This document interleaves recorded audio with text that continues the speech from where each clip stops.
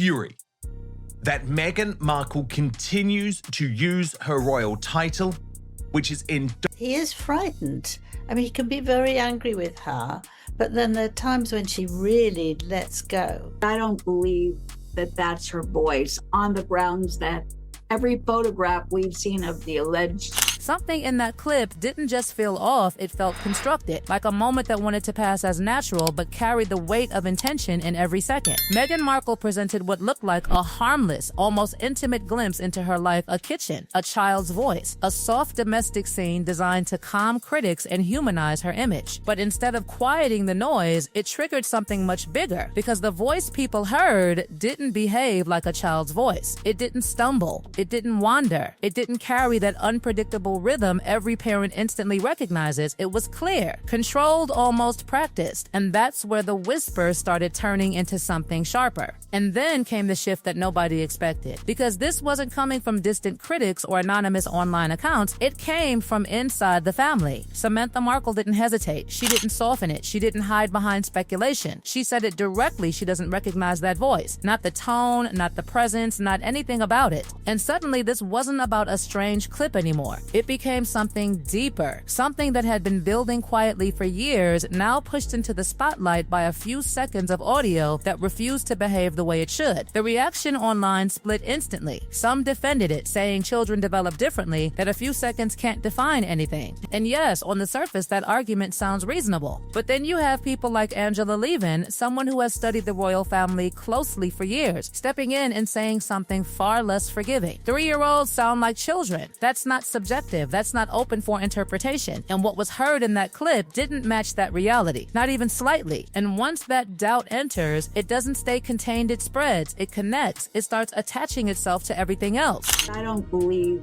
that that's her voice, on the grounds that every photograph we've seen of the alleged... Because suddenly, that one-word reaction, beautiful, doesn't feel innocent anymore. It feels timed. It feels expected. It feels like a cue rather than a response. And people started asking, if this moment was truly spontaneous, why did everything around it feel so controlled? Why did it feel like something designed to land in a very specific way? And that question becomes impossible to ignore once you bring in the context. This wasn't just a casual moment accidentally captured. It was part of a major interview with Hami Kern-Lima, a woman who understands branding at a level most people never will. The idea that something like this would slip through without intention, that's not how these productions work. Not at this level, not with this kind of precision. Then Samantha takes it further, not louder, not emotional, just sharper. She starts pointing out details, small ones at first, but the kind that linger. The hand in the clip, too small, she says, not consistent, not matching what you would expect. And then she drops something that hits harder than any accusation. If this were her niece, she says, she would feel something. Recognition, familiarity, a connection. Instead, she feels nothing. His daughter doesn't speak at all like a 3-year-old. Who owns the voice?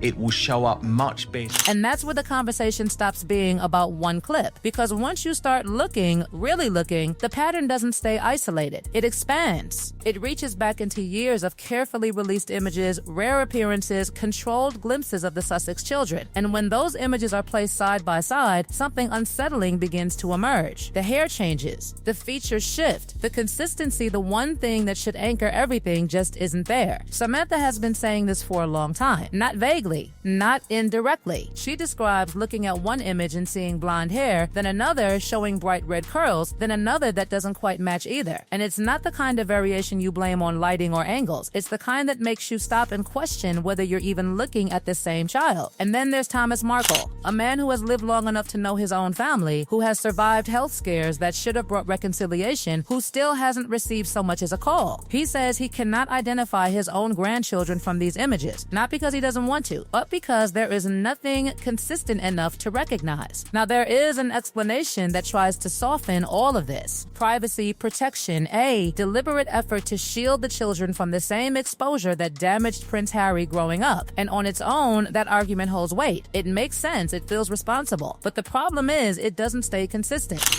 That has political influence and influences voters. So with that said, we've heard about. Because you can't claim privacy while simultaneously releasing carefully crafted moments designed for public consumption. You can't hide the children and then suddenly present them when it serves a purpose. And that's where the timing starts to matter, because this wasn't just any moment. This appeared right when something else quietly disappeared. A podcast, a project, a piece of Meghan's post-royal identity that slipped out of the charts without noise, without explanation. And within days, suddenly there's a child's voice in a kitchen, wrapped in warmth, wrapped in relatability, wrapped in something designed to shift attention. And here's the uncomfortable truth, because it works. It always works. Children soften perception. They create emotional connection. They redirect focus. And when everything else starts slipping, a moment like this doesn't just appear randomly. It lands exactly where it's needed. But then comes the detail that refuses to be ignored. The child in that kitchen, near a boiling pot, hair loose, untied, hanging dangerously close to heat that could turn in seconds. And every parent watching felt it immediately, that cold, instinctive reaction. Because in a moment that was supposed to feel real, something fundamental didn't line up. It was some little hand that seemed so small, it didn't seem like it belonged to a 3-year-old. Samantha's conclusion doesn't come wrapped in drama. It lands quietly, almost cold. Strip everything away, she says, and what are you left with? No consistent reference point, no stable image across years, no identifiable features that anchor one appearance to the next. And most importantly, no sense of recognition from the very people who should recognize these children instantly. That's not gossip. That's a pattern. And once that pattern locks into place, it forces the question nobody wants to say out loud: if the children are being shown more now than ever before, why now? Because timing here isn't subtle, it's precise, almost surgical. The podcast falls out of the top charts without noise, without defense, without recovery. And then suddenly, almost immediately, a new narrative appears. Warm, personal, intimate, a child's voice in a kitchen, strawberry jam, domestic calm. It looks innocent, but the sequence is too clean to ignore. Because every time something falters, something softer appears to replace it. Every time pressure builds, something emotional arrives to redirect it. Ripped off her new podcast, Confessions of a Female Founder, from this woman. And here's the part that makes it uncomfortable, because it works. It works because it's designed to work. Angela Levin says it directly. Children create connection. They lower resistance. They make people feel something before they have time to question anything. And when a brand starts slipping, that emotional reset becomes incredibly valuable. But value comes with a cost, because these are not just images or moments. These are children being placed into a narrative they cannot control. And that's where everything starts colliding with something much darker. Because Prince Harry has been clear, painfully clear, about what exposure does to a child. He has built entire speeches around it. He has tied it directly to his own trauma, to the loss of his mother, to the relentless intrusion that defined his childhood. He has said repeatedly that protection is the one thing he will do differently. And yet, slowly, almost invisibly, that protection seems to be dissolving. Not in a dramatic break, not in a confrontation.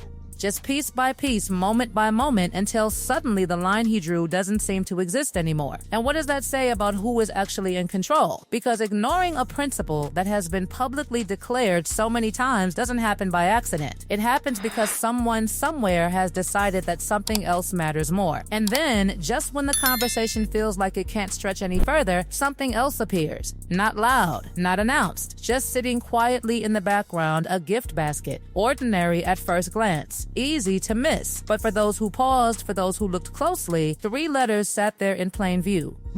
Her Royal Highness. A title that was supposed to be gone. Not rumored, not debated. Officially surrendered during the Sandringham Summit. Agreed to, signed off. Final, and yet there it is. Not explained, not defended. Just present. Now here's where it becomes impossible to dismiss as coincidence. That interview was not accidental. It was produced, framed, controlled down to the smallest detail. Nothing appears on camera without intention. Not at that level. Not with someone like Jaime Kern-Lima, who built a billion-dollar empire understanding exactly how image works. So the question shifts again. How does something that significant just appear in the background? Or does it? Because the alternative is far more deliberate. That it was placed, that it was meant to be seen but not directly addressed. A quiet signal instead of a loud loud declaration. A way to reclaim something without inviting immediate confrontation. And inside palace circles, that possibility isn't being taken lightly, because this isn't just about protocol. It's about breaking an agreement made at a very specific moment in time, one tied directly to Queen Elizabeth II, to trust, to the final terms of an exit that was supposed to settle everything. And breaking that kind of agreement doesn't just fade quietly. Now push that even further, because the implications don't stop in the UK. They stretch all the way to the United States, into territory that becomes far more complicated than royal tradition. Because when you bring a royal title into American public life, into interviews, into influence spaces, it doesn't just carry prestige, it carries weight that wasn't earned within that system. And Samantha's argument cuts straight through that. It creates credibility, it imports authority, and in a political environment already sensitive to power, that's not neutral, that's strategic. But then she shifts again, and this is where everything becomes personal in a way no title ever could. Because while gift baskets appear on camera carefully labeled, carefully placed, her father sits unseen. A man who has faced serious health battles. A man who hasn't received a call, not a message, nothing, and that contrast between public generosity and private silence doesn't need interpretation. It speaks for itself. And once you see that pattern, you can't unsee it. Because suddenly everything connects. The voice that didn't sound right, the images that don't match, the timing that aligns too perfectly, the title that reappears without explanation, the principles that shift when convenient. It stops looking like isolated moments. It starts looking like a system, controlled, managed, consistent in a way that feels anything but accidental.